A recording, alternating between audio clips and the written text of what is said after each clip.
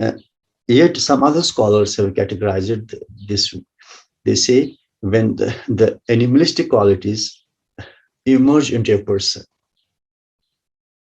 and there are four categories of animals, and there are four categories of these, and there are four categories of the characteristics of the animals. The first one starts with that of the sparrow, the small bird. Means if you see the small bird, the sparrow, when it picks up the granules,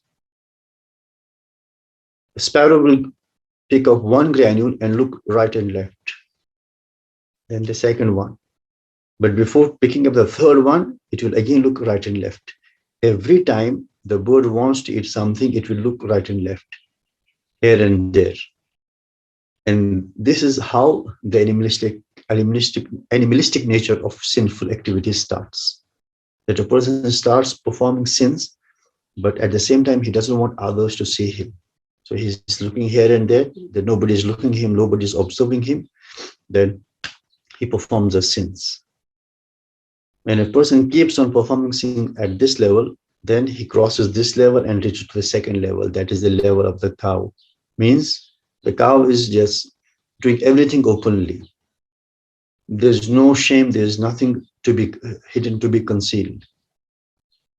That becomes the nature of the second nature of a person, that now he starts performing the sins openly. And he keeps on performing the sins openly, then comes the third stage.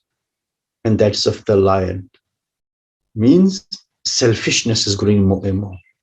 A person wants to fulfill the desires of the nafs, come what may, even if it robs of the dignity of others, the prestige and esteem of others. It hardly matters to him. What matters to him? To satiate his own desires. And when a person keeps on performing the sins at the third level as well, and his selfishness is growing more and more stronger, then becomes the fourth one, which is deadliest and disastrous. There's a level of the snake. When snake bites a person, there's no benefit of the snake, yet he finishes the life of others. The other one is fully destroyed, and he brings whole disaster to a person when he bites the person. But of his own, there's no benefit of the snake. So it means a person becomes now poisonous. We seek the refuge with Allah subhanahu wa ta'ala from all forms of sins. We cannot save ourselves from the sins. It's all the grace of Allah subhanahu wa ta'ala that can protect us. All the mercy of Allah subhanahu wa ta'ala that can protect us. Otherwise, it's difficult for us to save ourselves from any sinful activities. Prophet sallallahu alaihi wasallam used to recite the حول ولا قوة إلا بالله.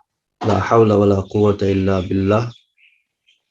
There's no power to perform any good deed, and there's no strength to stay away from any bad deed except from Allah subhanahu wa ta'ala. So power to perform any good deed and the strength to stay away from any bad deed is all from Allah subhanahu wa ta'ala. So we seek refuge with Allah from all forms of sins, from all categories of sins, as sins pose a barrier between a servant and Allah subhanahu wa ta'ala.